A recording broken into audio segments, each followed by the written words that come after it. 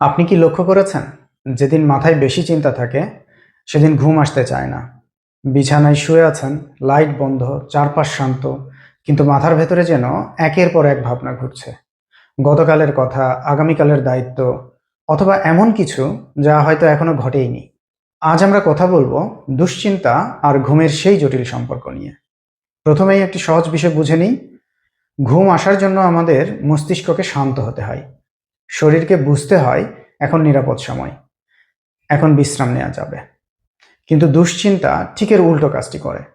এটি আমাদের শরীরকে সতর্ক অবস্থায় রাখে, হার্টবিট একটু বেড়ে যায়, মাংসপেশি টানটান হয়, মস্তিষ্ক প্রস্তুত থাকে সম্ভাব্য বিপদের জন্য।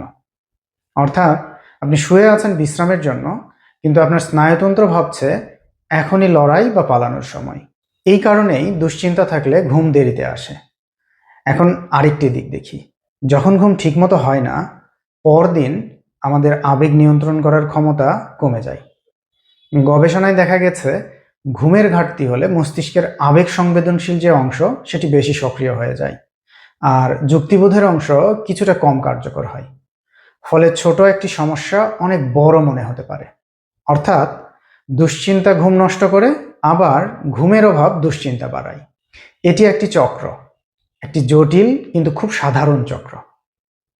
অনেকেই বলেন আমি তো শুধু একটু ভাবছিলাম, কিন্তু সেই একটু ভাবা ধীরে ধীরে রুমিনেশন হয়ে যায়। একই চিন্তা বারবার ঘুরতে থাকে। বিশেষ করে রাতের সময় আমাদের মন বেশি সংবেদনশীল থাকে। দিনের ব্যস্ততা নেই, ডিস্ট্রাকশন নেই, তাই চিন্তাগুলো বড় হয়ে যায়। এখন প্রশ্ন হলো, এই চক্র আমরা ভাঙবো কিভাবে? প্রথমত, বিছানা চিন্তা করার জায়গা নয়। বিছানা হবে শুধু ঘুম আর বিশ্রামের জন্য। যদি দেখেন 20 মিনিটেও ঘুম আসছে না, তাহলে উঠে যান, হালকা আলোতে বই পড়ুন বা শান্ত কিছু করুন। ঘুম পেলে আবার বিছানায় ফিরুন। দ্বিতীয়ত, চিন্তার সময় আলাদা করে নিন। দিনের একটি নির্দিষ্ট সময় 10 থেকে 15 মিনিট শুধু চিন্তার জন্য রাখুন। যা যা মাথায় আসে লিখে ফেলুন। সমাধান যদি সম্ভব হয় সেটি পাশে লিখুন, যদি সম্ভব না হয় তাহলে লিখুন এখন নয়। এতে মস্তিষ্ক বুঝতে শেখে চিন্তারও একটি নির্দিষ্ট সময় আছে, আর রাত 2টা সেই সময় নয়। তৃতীয়ত, ঘুমের আগে স্ক্রিন ব্যবহার কমান, কারণ শুধু আলোই নয়, মোবাইলের কন্টেন্টও দুশ্চিন্তা বাড়াতে পারে। চতুর্থ, শ্বাস প্রশ্বাসের সহজ ব্যায়াম। 4 সেকেন্ডে শ্বাস নিন, 4 সেকেন্ড ধরে রাখুন, 6 সেকেন্ডে ছাড়ুন। এভাবে কয়েক মিনিট করলে স্নায়ুতন্ত্র ধীরে ধীরে শান্ত হতে থাকে। সবচেয়ে গুরুত্বপূর্ণ বিষয়টি হলো, দুশ্চিন্তা থাকা মানে আপনি দুর্বল নন। এটি মানবিক একটি বৈশিষ্ট্য। কিন্তু যদি দেখেন দুশ্চিন্তা নিয়মিত ঘুম নষ্ট করছে, দিনের কাজকর্ম ব্যাহত হচ্ছে, তাহলে পেশাদার সহায়তা নেওয়া খুব জরুরি।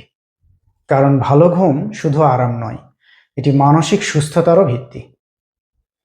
আজ রাতে ঘুমানোর আগে নিজেকে একটি প্রশ্ন করতে পারেন, আমি কি এখন সমস্যার সমাধান করছি, নাকি শুধু সমস্যাকে বারবার ভাবছি? এই ছোট সচেতনতা ধীরে ধীরে বড় পরিবর্তন আনতে পারে। পরের ভিডিওতে আমরা কথা বলবো ঘুমের স্বাস্থ্যবিধি নিয়ে, যা আপনার প্রতিদিনের রুটিন বদলে দিতে পারে। সুস্থ থাকুন, সচেতন থাকুন, মনের যত্ন নিন।